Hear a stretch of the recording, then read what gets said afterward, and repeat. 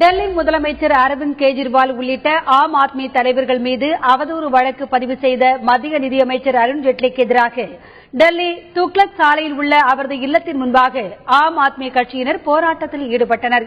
அவர்களை போலீசார் தண்ணீரை பீச்சி அடித்து கலைத்துள்ளனர். இதுகுறித்த கூடுதல் தகவல்களை எமது செய்தியாளர் சலீம் வழங்குகிறார். கேட்போம். அருண்ஜேட்லி அவர்கள் வீட்டு முன்பு காட்சிகள் எப்படி இருக்கு அப்படின்னு சொல்லிட்டு நீங்க ரொம்ப தெளிவாக பார்க்கலாம்.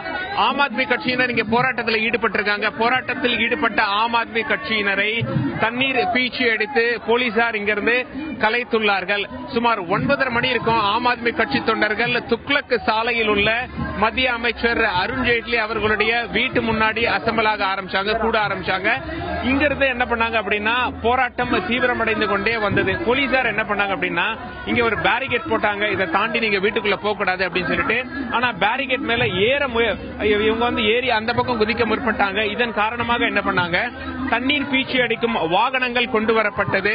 தண்ணீர் பீச்சி அடித்து ஆம் ஆத்மி கட்சியினர் இங்கே கலைக்கப்பட்டிருந்தாலும் இங்கே ஒரு சில பெண்கள் மீண்டும் நின்று போராட்டம் செய்து கொண்டிருப்பதை நீங்கள் மிக தெளிவாக பார்க்கலாம். இவங்க என்ன சொல்றாங்க அப்படின்னா அருண்ஜேட்லி தன்னுடைய பதவியை ராஜினாமா செய்துவிட்டு அவர் விசாரணையை சந்திக்க வேண்டும்.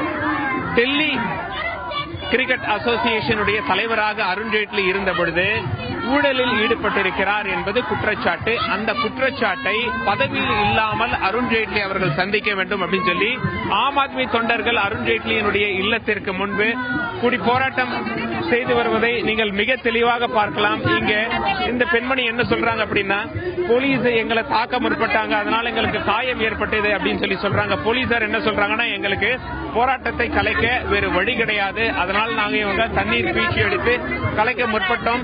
இங்க ஏற்பட்ட தள்ளு முள்ளுல சில பேருக்கு அடிபட்டிருக்கு அப்படின்னு சொல்லிட்டு டெல்லி போலீசார் நமக்கு தகவல் சொல்லியிருக்காங்க.